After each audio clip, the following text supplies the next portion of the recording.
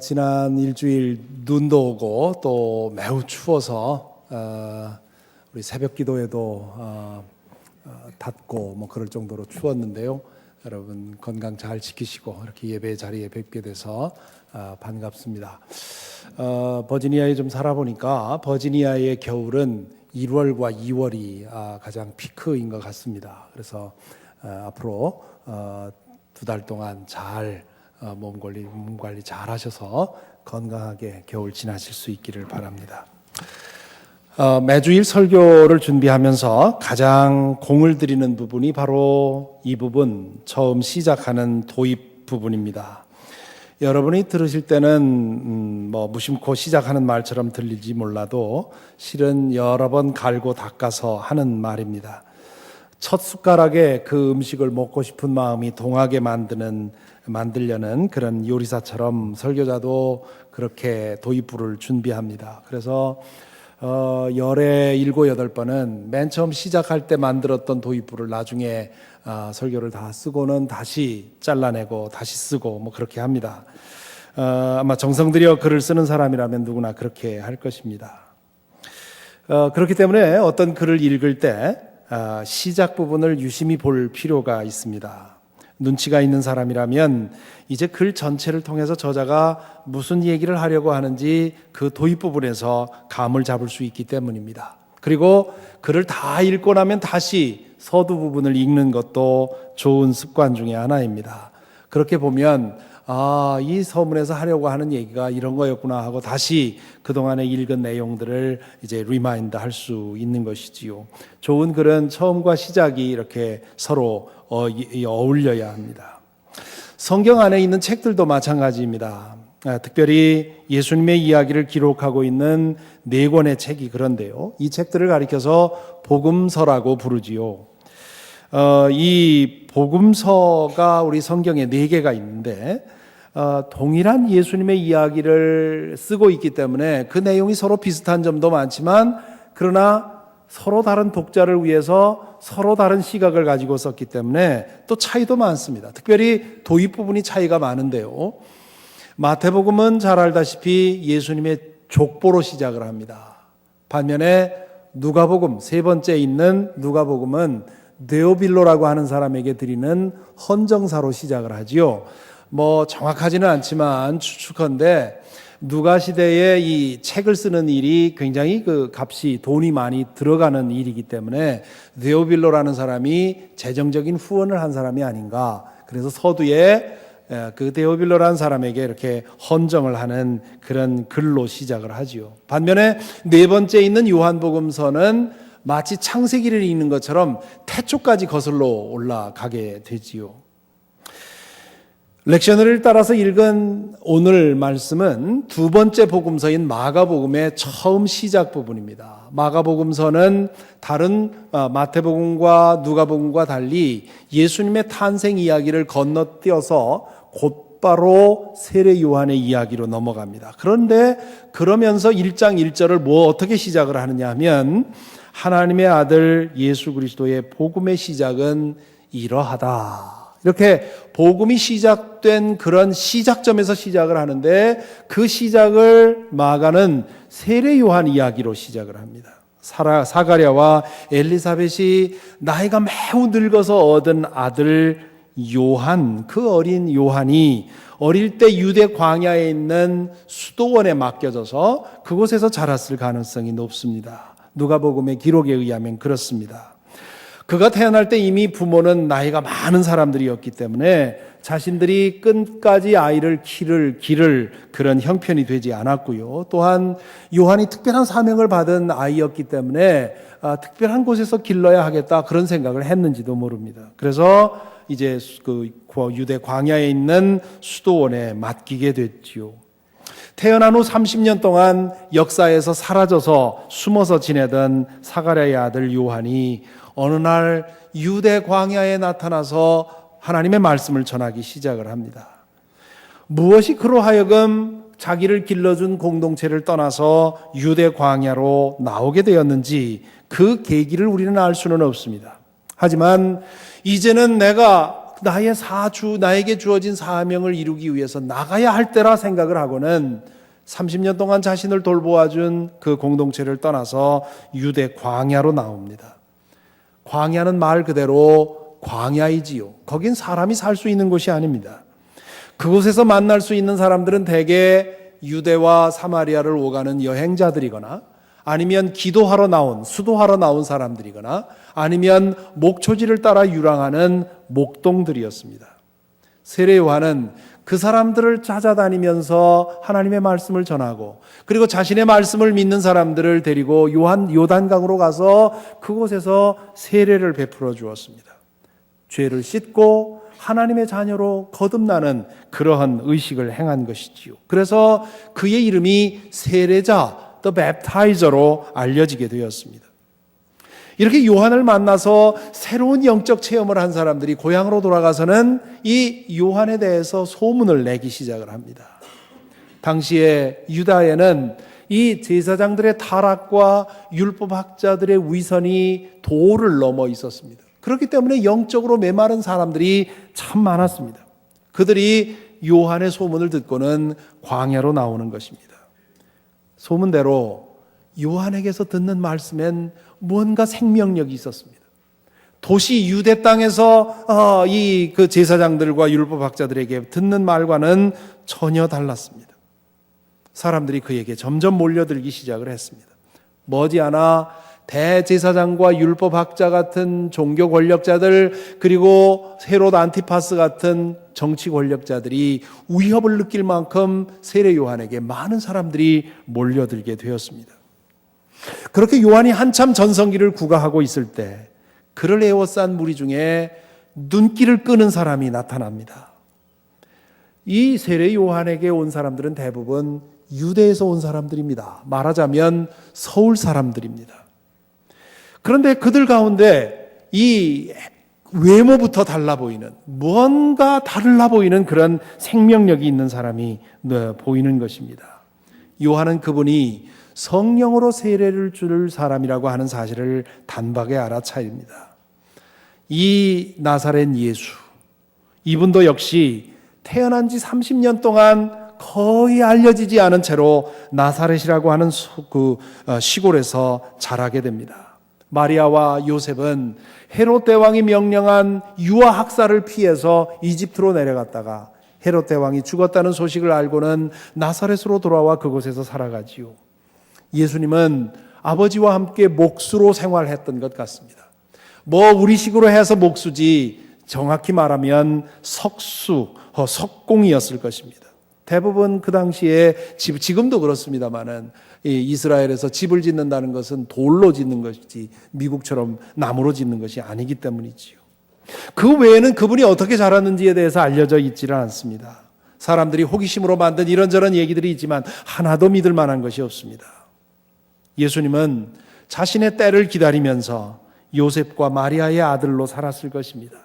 낮에는 땀 흘려 일했을 것이고 밤에는 기도와 묵상으로 자신을 준비했겠지요. 그러던 중 때가 왔다 싶을 때 그는 유대 땅으로 나와서 세례 요한에게 세례를 받습니다. 세례를 받고 요단강에서 나올 때 신비한 일들이 일어났다고 복음서는 기록합니다. 마태복음, 누가복음, 마가복음, 세 복음서가 다 공히 전하고 있는 사실입니다. 세례를 받고 올라오실 때 하늘이 열리고 성령이 비둘기처럼 내리고 그리고 너는 내가 사랑하는 아들이다. 내가 너를 기뻐한다는 음성을 들으셨다고 되어 있습니다. 그런데 이 장면을 전하면서 이 두 번째 복음서 마가복음서는 아주 유별난 단어를 사용을 합니다. 10절에 보면 예수께서 물속에서 막 올라오시는데 하늘이 갈라지고 그렇게 했습니다. NIV 성경에서는 He saw heaven being torn open 그렇게 되어 있습니다. 다른 복음서에는 하늘이 열렸다 이렇게 되어 있습니다. 그런데 여기서는 갈라지고 그렇게 되어 있지요. 사실은 torn open이라고 하는 번역처럼 찢어져 열렸다라고 표현하면 더 맞는 표현입니다. 여기서 사용된 헬라어 스키조라고 하는 말은 찢는다는 뜻입니다. 우리 영어 단어 중에 정신분열증을 가리키는 스키조프레니아가 바로 여기서 왔습니다. 스키조라고 하는 찢다라고 하는 동사와 프레나라고 하는 마음이라고 하는 명사가 합쳐져서 마음이 찢어진 상태, 그것을 스키조프레니아라, 정신분열증이라 그렇게 말을 하지요. 왜 마가가 굳이 이 단어를 선택해서 하늘이 찢어졌다고 표현을 했을까요?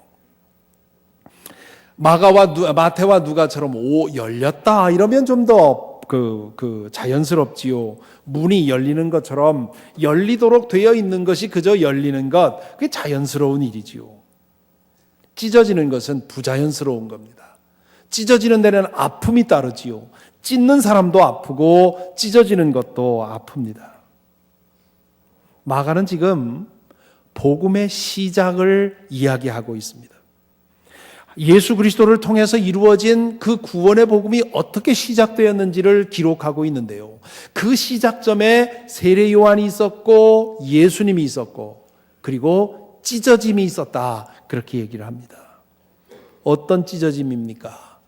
세례 요한이 30년 동안 자신을 키워준 그 모태 공동체와 찢어지는 그런 찢어짐입니다. 예수께서 석공으로서 가족들과 함께 소소한 인간적인 행복을 누리며 살던 그 삶으로부터 결별하는 그런 찢어짐입니다. 예수께서 세례를 받으신 것은 하나님의 뜻을 위해 그리고 인류의 구원을 위해 자신을 찢김에 내어 주신 것 결단이었습니다. 마태복음의 기록에 보면 예수께서 세례를 받으러 오실 때 세례 요한이 만류를 하지요.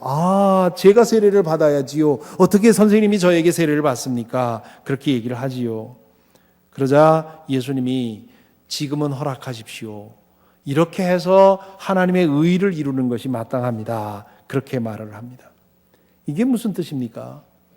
예수님은 지금 세례 요한의 회개의 세례를 받아야 할 죄가 없는 분이었습니다.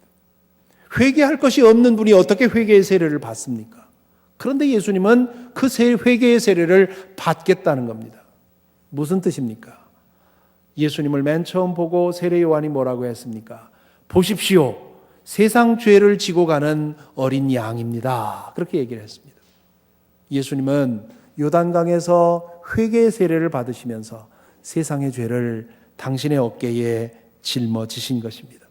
세상의 죄를 용서하기 위해서 내 전체 인생을 바치겠다고 하는, 하나님이 자신의 인생을 찢어서 그 일을 이루시도록 내어 맡기겠다고 하는 결단이 요단강에서 이루어진 것입니다.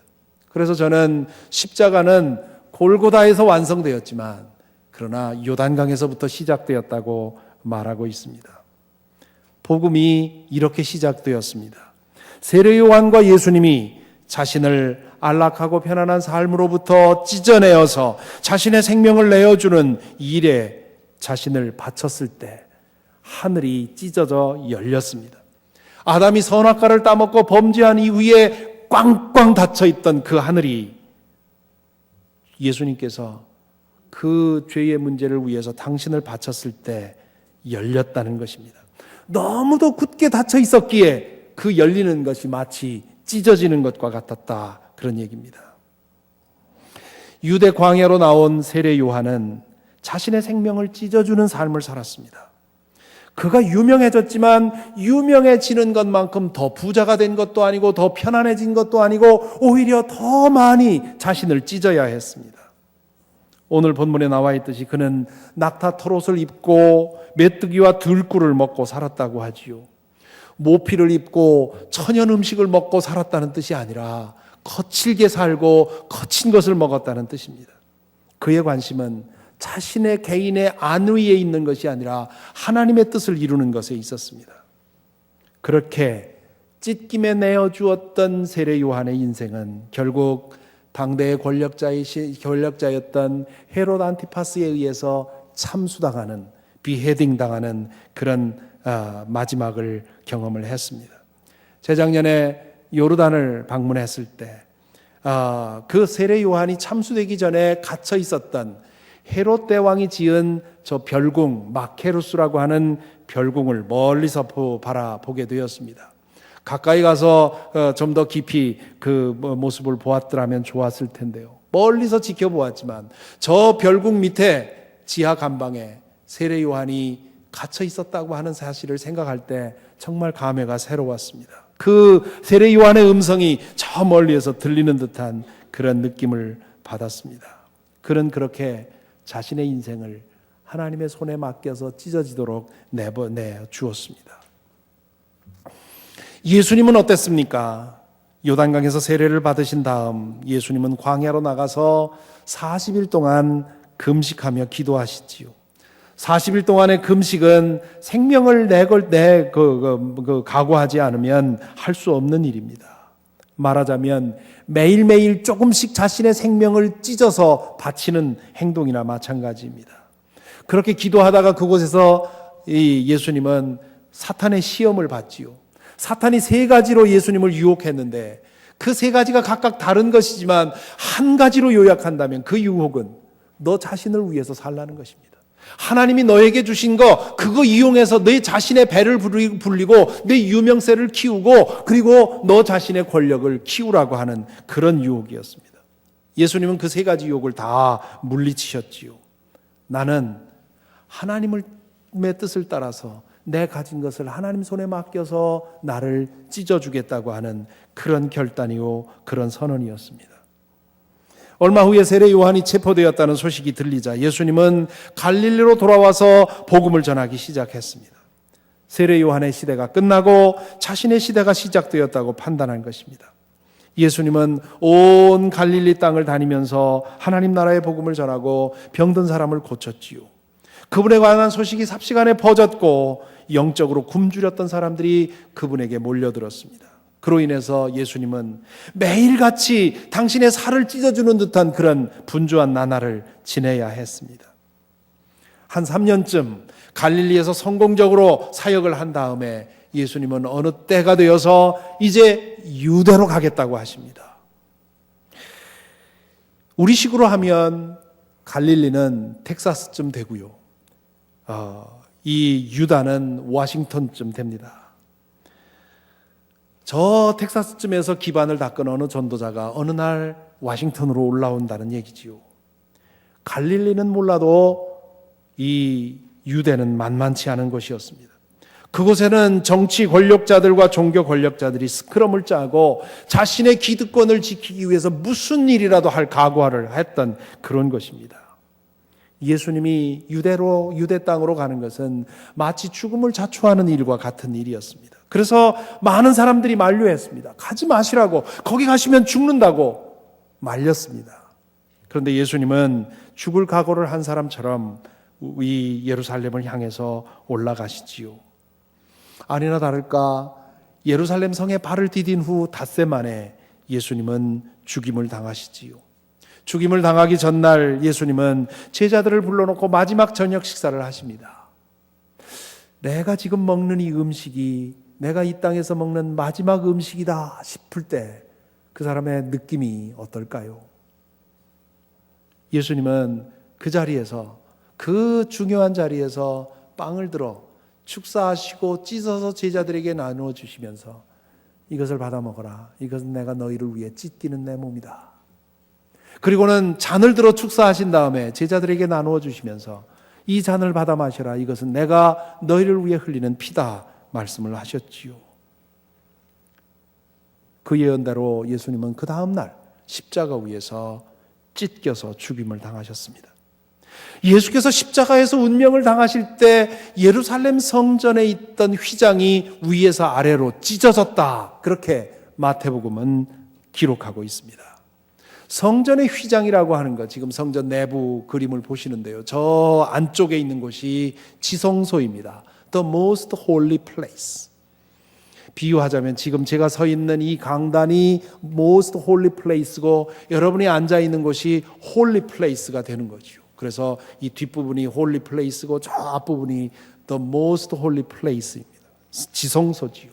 이 지성소와 성소 사이에 두 겹의 아주 두터운 커튼이 있었는데 그것은 여긴 함부로 와서는 안 되는 곳이었기 때문에 하나님의 임재가 여기는 충만하기 때문에 그렇기 때문에 1년에 한 번 오직 대제사장만이 이곳에 들어와서 백성을 위해서 하나님 앞에서 죄를 대속하는 것, 그것이 이 지성소가 하는 일이었습니다.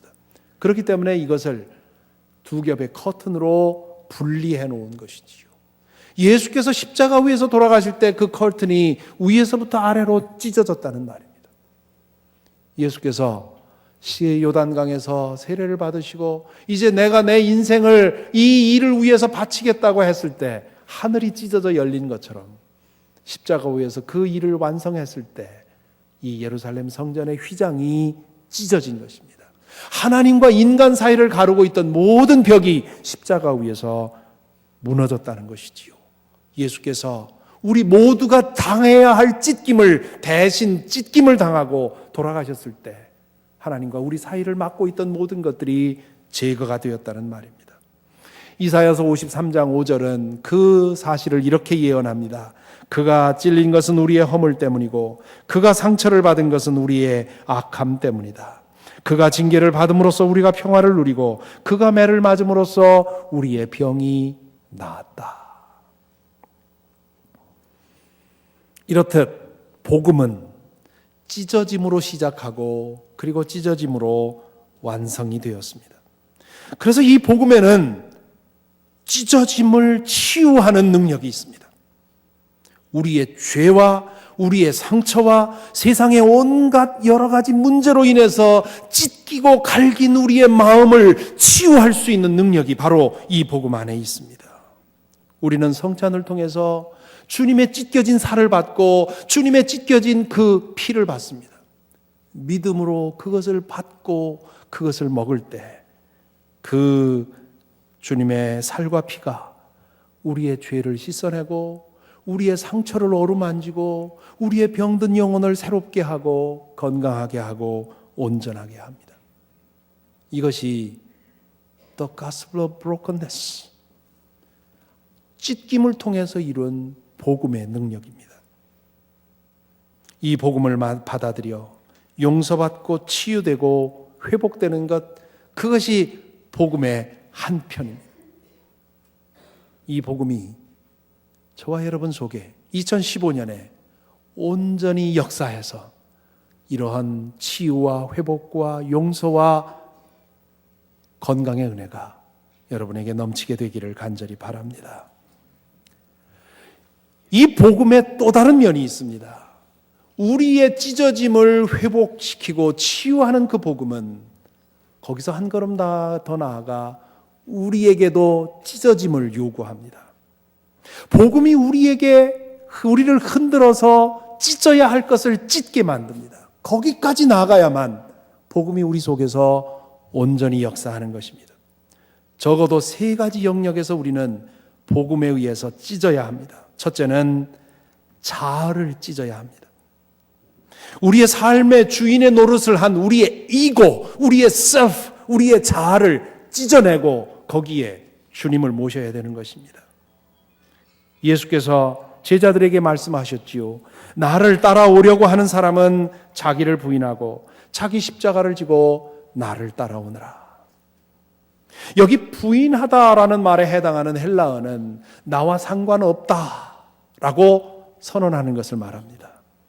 그동안 내가 나 자신이라고 생각했던, 김영봉은 이렇다고 생각했던 그 이고, 그 셀프를 나와 상관없다고 선언하고 나는 예수 그리스도 안에 숨겨져 있다는 사실을 믿고 그분을 내 삶의 주인으로 모시는 것입니다.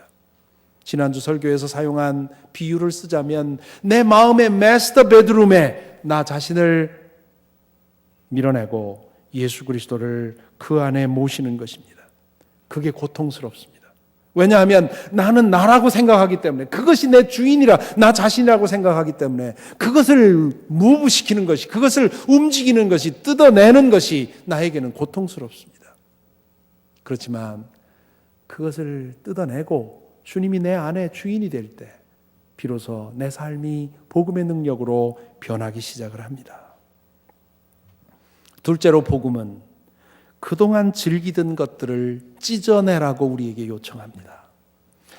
그동안 우리가 즐기던 것들이 다 나쁜 것은 아닙니다. 하나님께서 기뻐하시는 것도 있지요.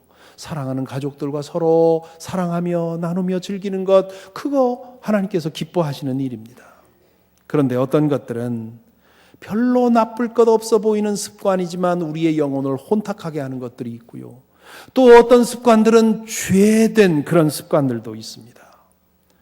어떤 것들은 주님 안에 머물러 우리가 영적으로 성장하면서 저절로 떨어져 나가는 것도 있지만 집요하게 붙어서 우리를 괴롭히는 것들이 있습니다.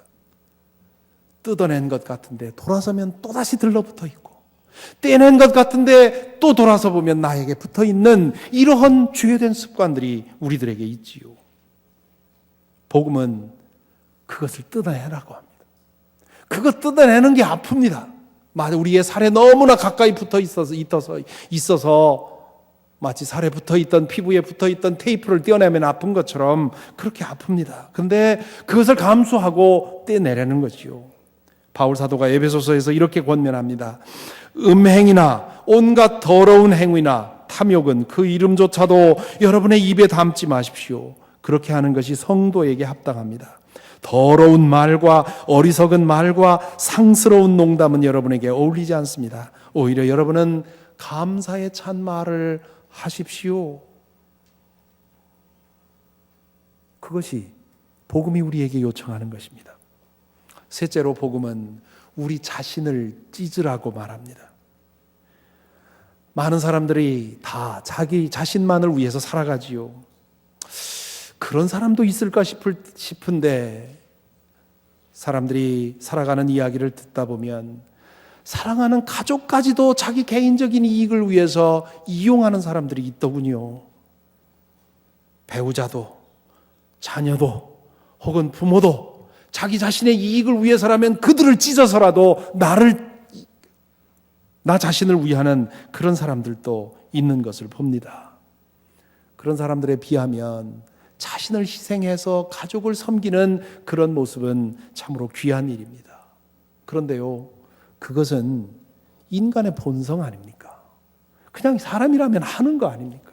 나와 나 가족을 위해서 일하는 것은 인간성이 망가지지 않은 한 다 하는 일입니다. 복음은 거기서 한 걸음 더 나아가라고 요청을 합니다. 내 가족만, 나와 내 가족만이 아니라 이웃을 위해서, 나와 상관없는 남을 위해서 나아가라고 하는 얘기지요. 이웃을 위해 나 자신을 찢는 데까지 가야 그게 사랑이라고 말합니다. 바울 사도가 뭐라 합니까? 그러므로 여러분은 사랑을 받는 자녀답게 하나님을 본받는 사람이 되십시오.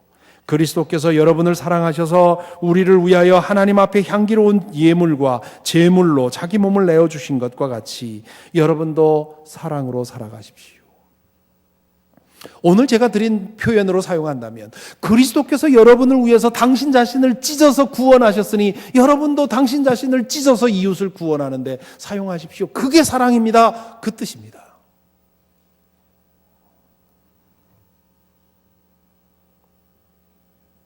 사랑은 그 본질이 자신을 찢는 것입니다. 자학하는 것을 말하는 것이 아니라요. 다른 사람을 위해 자신의 물질을 찢고 자신의 시간을 찢고 자신의 힘을 찢고 자신의 재능을 찢고 자신의 마음을 찢는 것입니다. 왜 찢으라고 합니까? 아플 만큼 떼내야만 그게 사랑이기 때문에 그렇습니다. 아프지 않으면 찢는 게 아니지요. 아프지 않으면 사랑하는 게 아닙니다. 우리가 우리의 사랑하는 사람들을 위해서 아픔을 감당하면서 애쓰는 이유가 뭡니까? 사랑하기 때문입니다. 사랑하지 않는 사람에게는 아프지 않을 만큼만 합니다. 우리 마음도 아프지 않을 만큼만 주고 물질도 아프지 않을 만큼만 주고 시간도 아프지 않을 만큼만 줍니다. 그건 사랑이 아니지요. 그냥 도와주는 것이지요. 사랑하는 성도 여러분, 우리 자신을 잠시 돌아보십시다.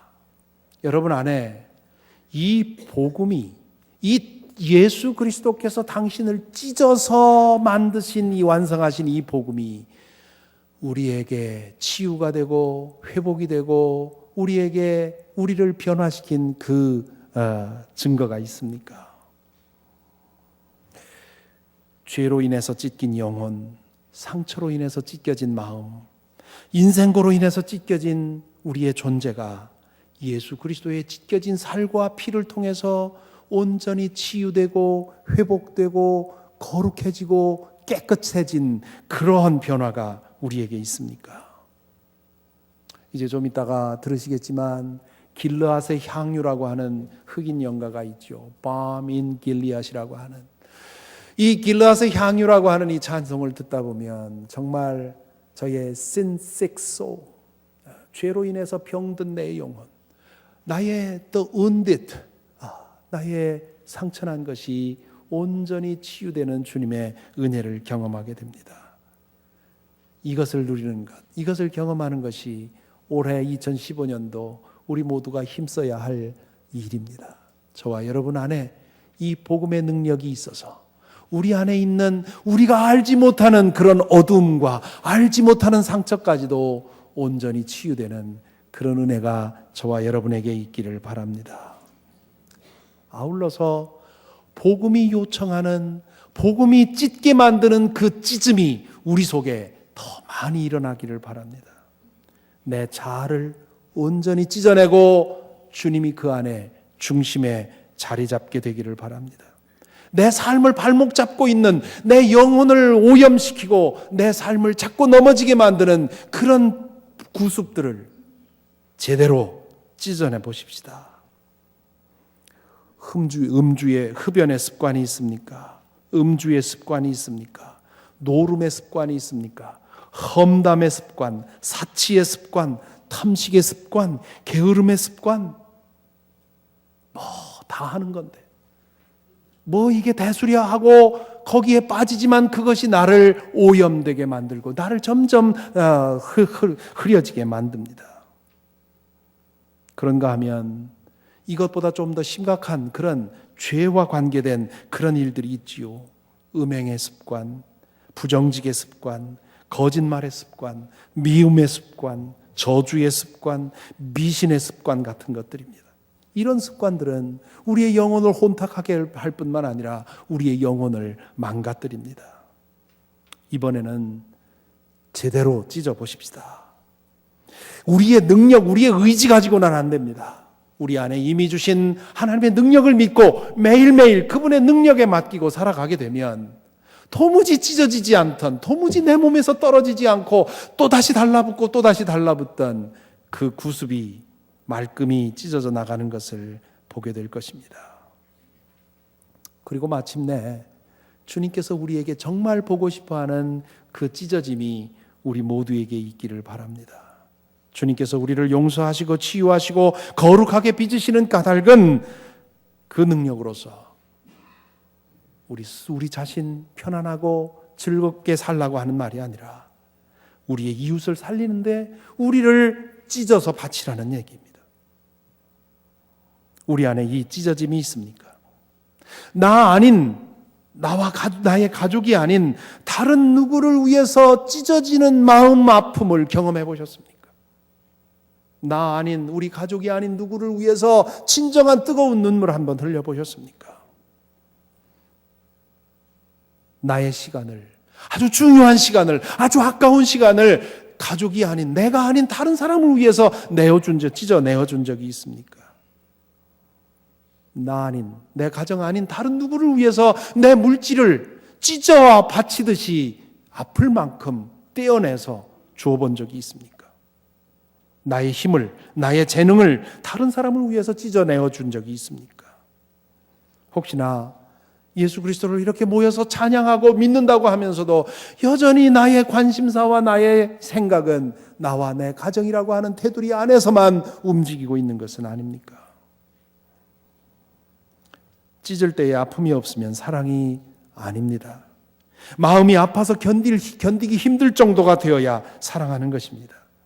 아깝지 않을 만큼의 돈을 내어주는 것, 그거는 사랑이 아닙니다. 아깝지 않을 만큼의 시간을 내어주는 것, 그것도 사랑이라고 할 수가 없습니다. 아까울 정도로, 손해를 느낄 정도로, 불편을 느낄 정도로 찢어야만 사랑이 됩니다. 부디 2015년도 우리에게 새로 시작된 이 한 해 동안 복음의 이 두 측면, 우리를 회복하시고 치유하시고 사죄하시고 온전케 하시는 그 복음의 능력과 우리로 하여금 끊임없이 우리 자신을 찢어서 주님께 드리게 만드는 그 복음의 능력이 저와 여러분에게서 더 왕성하게 역사하게 되기를 간절히 기원합니다. 기도하겠습니다. 이 시간 잠시 말씀을 묵상하겠습니다. 여러분 안에 이 복음이 살아 있습니까? 나의 상처를 치유하시고 나의 죄를 용서하시고 나의 병든 영혼을 온전케 하시는 그 복음의 능력, 피 흘린 그 복음, 찢겨진 그 복음이 우리에게 살아 있습니까? 이거 있어야 합니다. 이 힘으로 살아야 합니다. 이거 없이 우리가 노력하는 것은 위선이고요. 이거 없이 노력하는 것은 공로주의고요. 율법입니다. 그것으로는 아무것도 하지 못합니다. 우리의 자의식만, 우리의 self-righteousness만 키울 뿐입니다. 먼저 주님, 내가 복음의 은혜를 참되게 경험할 수 있도록 인도하여 주옵소서. 기도해야 되겠습니다. 또한 복음의 다른 측면, 우리로 하여금 우리의 자아를 찢게 하고 구습을 찢게 하고 우리 자신의 존재를 찢어서 이웃을 살리는 일에 사용하게 하시는 그 복음의 능력이 우리에게 정말 나타나 있는지, 주님께서 정말 보고 싶어 하시는 재물은 바로 우리의 찢어진 마음이요, 우리의 찢겨진 시간이요, 우리의 찢겨진 돈이라고 말씀합니다. 주님, 나를 주님 손에 맡깁니다. 축사하시고 찢어 주님 다른 영혼을 살리는데 나를 사용하여 주옵소서. 기도해야 되겠습니다. 이 시간 함께 묵상으로 기도하겠습니다.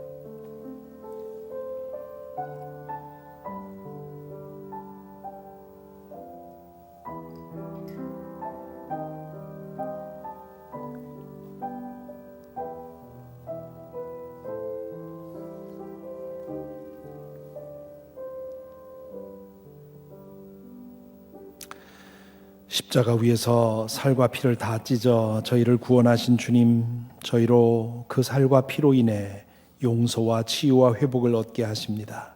주님의 찢긴 살과 피로 저희의 찢김이 치유되게 하시고 저희 또한 주님처럼 저희를 찢어주는 삶을 살게 하여 주옵소서. 그 희생과 아픔을 기꺼이 감당할 만한 영적인 능력을 허락하여 주옵소서. 예수 그리스도 이름으로 기도하옵나이다. 아멘.